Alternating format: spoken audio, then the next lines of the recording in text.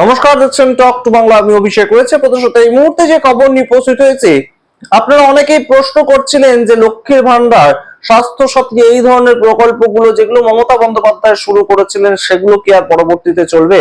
এই প্রশ্ন উত্থাপিত হচ্ছিল আমাদের কমেন্ট সেকশনে, আমরা দেখতে পেয়েছি এই ধরনের প্রশ্ন, এবং সেটা নিয়ে কিন্তু রীতিমতন জল্পনা বাড়ছিল 4 মে সরকার পরিবর্তনের পর থেকে। এবং অবশ্যই একদম সরাসরি প্রথম ক্যাবিনেট বৈঠক হওয়ার পরে মুখ্যমন্ত্রী শুভেন্দু অধিকারী তিনি প্রেস কনফারেন্স করলেন এবং প্রেস কনফারেন্সের সমস্ত ধরনের সমস্ত উত্তর দিয়ে দিলেন। অবশ্যই আপনাদের দেখাবো সেই উত্তর কি দিলেন শুভেন্দু অধিকারী, এবং স্বাস্থ্য সাথী নিয়েই বা তার কি বক্তব্য, লক্ষ্মীর ভান্ডার নিয়েই বা তার কি বক্তব্য। আপনারা অনেকেই হয়তো ভাবছেন যে লক্ষ্মীর ভান্ডারটা পরবর্তীতে একদম নাম চেঞ্জ হয়ে যাবে, অন্নপূর্ণা ভান্ডার হয়ে যাবে, এবং সেখানে 1,500 টাকার জায়গায় 3,000 টাকা করে আপনি পাবেন। কিন্তু সেরকম কি ঘটনাটা আদৌ? না, তা নয় কিন্তু বিষয়টা। আপনারা অনেকেই ভাবছেন যে স্বাস্থ্য সাথী প্রকল্পের যে কার্ড সেটা দিয়েই আপনি আয়ুষ্মান ভারত যেটা আসবে শুনছেন সেটার একদম সুবিধাটা লাভ করবেন। সেটা কি আদৌ ঘটনাটা? তা কিন্তু নয়। সম্পূর্ণটা আপনাদের বিস্তারিত বলবো, তার জন্য এই ভিডিওটা দেখুন শেষ অবধি। শুভেন্দু অধিকারী মুখ থেকেও আপনাদের একদম রীতিমতন শুনিয়ে দেবো যে মুখ্যমন্ত্রী কি বলছেন এই বিষয়ে, সমস্তটা বলবো। তার আগে অবশ্যই টক টু বাংলা ইউটিউব চ্যানেলকে সাবস্ক্রাইব করে দিন। এই ভিডিও দেখুন শেষ অবধি, স্কিপ না করে। আপনাদের জানাই এই মুহূর্তে সমস্ত ধরনের সরকারি প্রকল্প যেগুলো চলছিল, লক্ষ্মীর ভান্ডার হতে পারে, যুব সাথী হতে পারে, স্বাস্থ্য সাথী হতে পারে, কন্যাশ্রী হতে পারে, প্রত্যেকটা প্রকল্প যেভাবে চলছিল সরকারি প্রকল্প, সেই নিয়ে নতুন সরকার কি ভাবছে, এটা ছিল একজন সাংবাদিকের প্রশ্ন। এবং একদম সরাসরি মুখ্যমন্ত্রী শুভেন্দু অধিকারী যে কথাটা বলেছে, কোনো মতেই কোনো পুরনো প্রকল্প যেগুলো চলছিল, অলরেডি চলা প্রকল্প বন্ধ করবে না বিজেপি সরকার। এবং অবশ্যই সেই প্রকল্প হতে পারে 30 বছর আগেকার শুরু হওয়া এবং হতে পারে 10 বছর আগে শুরু হওয়া, কিন্তু কোন রকম কোন রানিং প্রকল্প, যে কোন ধরনের কোন জনহিতকর প্রকল্প, তা কিন্তু সরকার বন্ধ করছে না। সরাসরি মুখ্যমন্ত্রী জানিয়েছেন এই কথা।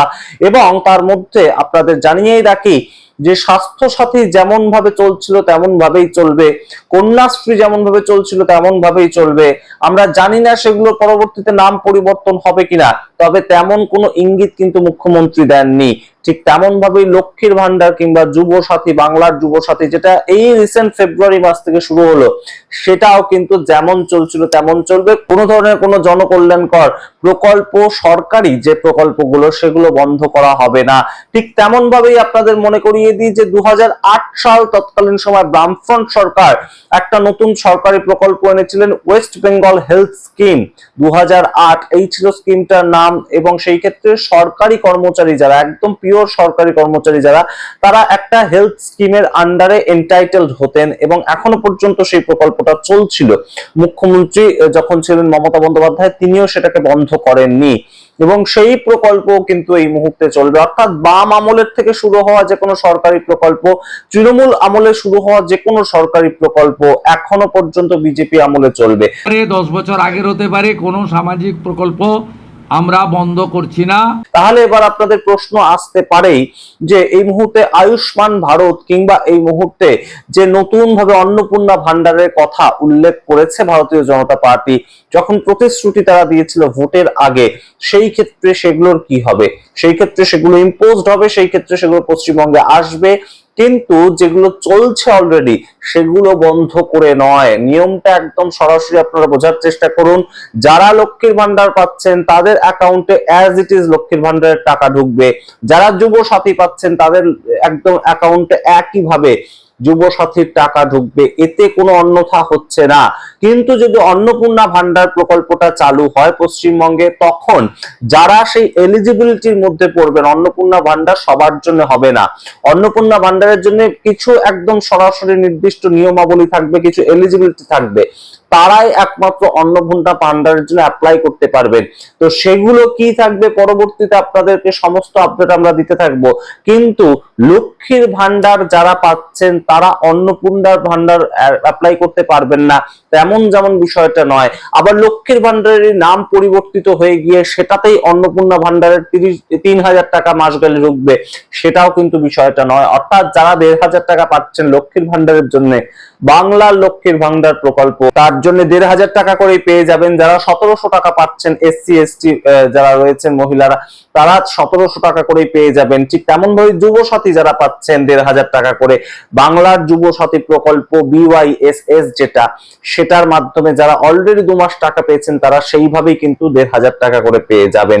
এর পরবর্তীতে নতুন কোন স্কিম আসতে পারে এবং নতুন কোন স্কিম এলে তার জন্য আলাদাভাবে এলিজিবিলিটি ক্রাইটেরিয়া, অর্থাৎ আপনি যোগ্য কিনা সেই স্কিমটাকে উপভোগী হিসাবে ব্যবহার করার ক্ষেত্রে, সেটা পরবর্তীতে আপনাকে দেখতে হবে এবং নতুন ভাবে অ্যাপ্লাই করতে হবে। তার জন্য আগের কোন স্কিমকে নতুন স্কিমে কিন্তু শিফট করানো যাবে না। অর্থাৎ একদম সরাসরি স্বাস্থ্য সাথী কার্ড আছে সেটা দিয়েই আপনি আয়ুষ্মান ভারতের সুযোগ সুবিধা পাবেন, সেটা হবে না।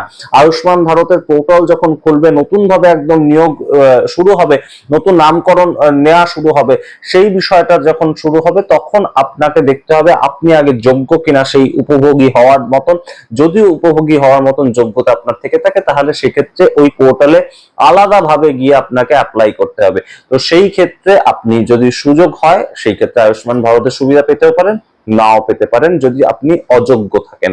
সম্পূর্ণ বিষয়টা এইভাবে একদম মানচিত্রটা এঁকে দিয়েছে নতুন সরকার, এবং অবশ্যই মুখ্যমন্ত্রী শুভেন্দু অধিকারী বলে দিয়েছেন কোন ধরনের কোন সরকারি প্রকল্প যেগুলো চলছিল সেগুলো একটাও বন্ধ হবে না।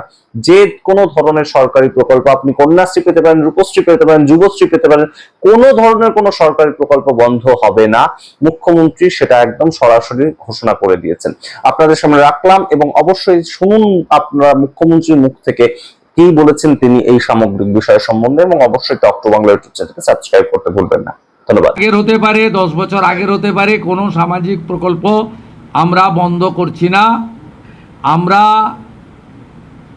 পেপারলেস অফিসও করব, আমরা সমস্ত পোর্টালগুলোকে আপডেটও করব এবং সমস্ত বেনিফিশিয়ারি ডিবিটির মাধ্যমে, যেটা নরেন্দ্র মোদীজির নেতৃত্বে দেশের সরকার করেছে, ডাইরেক্ট বেনিফিট ট্রান্সফারের মাধ্যমে হবে এবং সবটাই স্বচ্ছতার সঙ্গে হবে।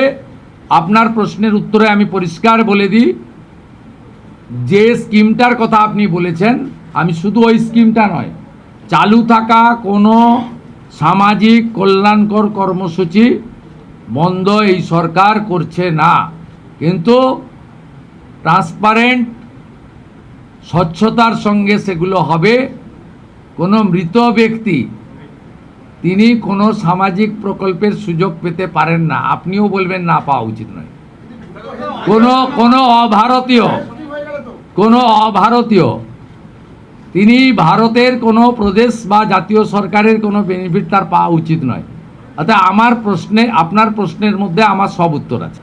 প্রাতিষ্ঠানিক দুর্নীতি, মহিলা নির্যাতন, পে কমিশন, এরিয়ার ডিএ, এগুলো নিয়ে নেক্সট ক্যাবিনেটে গুরুত্ব সহকারে আমরা ক্যাবিনেটে আনবো। নেক্সট মানডে হবে। আমাদের কিছু পেপার ওয়ার্কের প্রয়োজন আছে। আমরা আগের মতো বাজেট হয়ে যাওয়ার পরে চন্দ্রিমা তুমি এটা বলে দাও, এভাবে সরকার চলতে পারে না। সরকার চলে তথ্যের উপরে, সরকার চলে নিয়মের উপরে, এবং সরকারি সিদ্ধান্ত হয় সংবিধানের কতগুলো বিষয়ের উপরে। তাই এই গভর্নমেন্ট আমিত্বে বিশ্বাস করে না, আমরা নীতিতে চলবে এবং রুলস, অ্যাক্টস, সংবিধান, একে প্রায়োরিটি দিয়েই আমরা কাজ করব।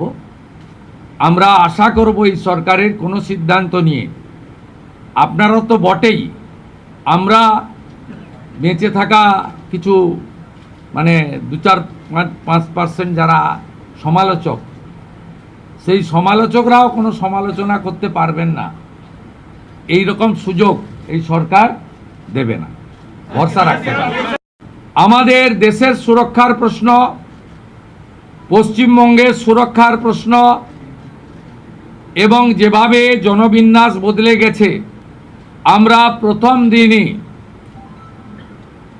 আমরা কেন্দ্রীয় স্বরাষ্ট্র দপ্তর তথা বিএসএফের সীমান্ত সুরক্ষিত করার জন্য জমি ট্রান্সফার প্রক্রিয়া আমরা আজকে অনুমোদন দিলাম।